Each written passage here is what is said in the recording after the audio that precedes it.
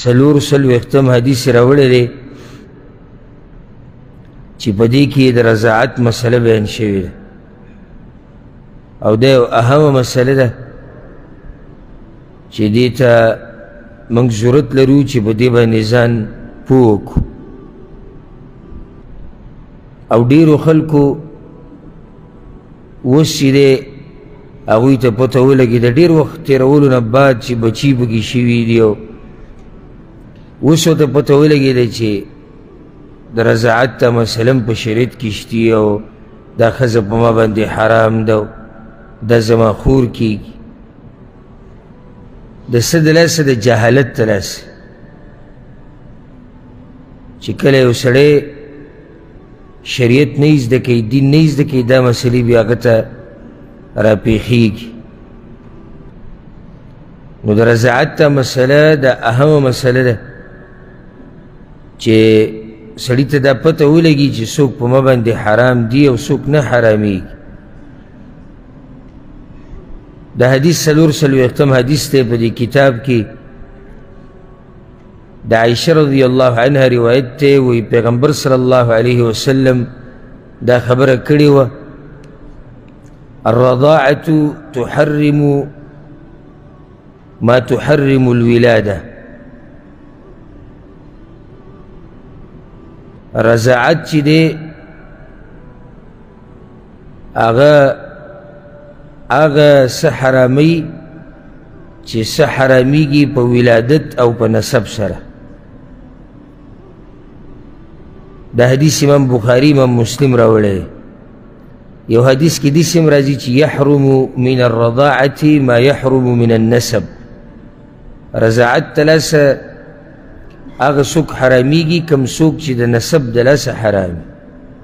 او وضاحت به وشي انشاءالله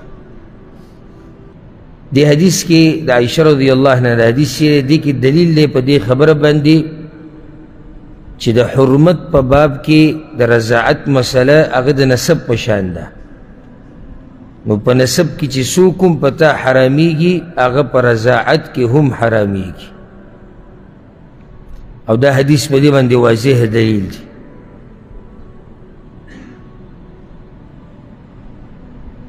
دا حدیث تفصیلا هم راغلی دی په صحیح بخاري کې هغې کې داسې دي چې عایشه رضی الله عنها وی زما تره راغلی و جاء عمي من الرضاعه زما تره راغلی و چې هغه زما رضاعي تره و فاستأذن علی نو هغه اجازت وغوښتو چې کور ته دننه درځم فأبيت أن آذن له نو ما انکار وکړو اجازت مې وله ورنه کړو دې تره له اجازت ورنه کړو او د دې تره نوم افلح کوم چې راغلی و دا دې رضاعي تره و نو ده وایي زه دننه درځم هغې ورته وویل نه د هغه وخته پورې به نه راځي چې څو پورې ما د پیغمبر صلی الله علیه وسلم نه اجازت نه یې اخیستې او دا ګوره د هغې تقوا وه او د پیغمبر صلی الله علیه وسلم د بیبیانو هغه پاکوالی دی وایي زه به د پیغمبر صلی الله علیه وسلم نه تپوس کړو وایي چې کله پیغمبر صلی الله علیه وسلم راغی ما ورته وایي چې زما تره رضاعي افلح راغلی و او اجازت یې وغوښتو چې دننه درځمه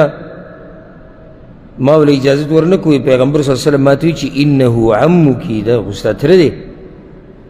نو ده له اجازت ورکوه وی ما ورته چې یا رسول الله انما ارضعتني المرأة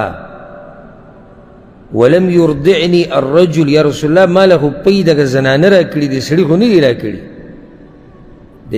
دی خو دغه سړي رور دی دی خو د ابوالقعیس رور دی ما له خو پی زنانه راکړي دي وی پیغمبر صلی الله علیه وسلم ما ته وی چې دا ستا تره دی دی دننه راتلی شي ولي ويش يحرم من الرضاعة ما يحرم من الولادة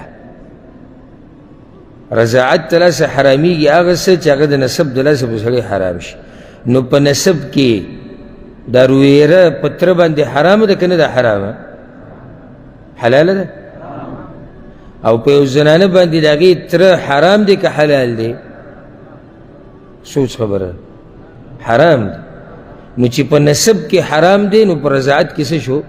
دلته هم حرام شو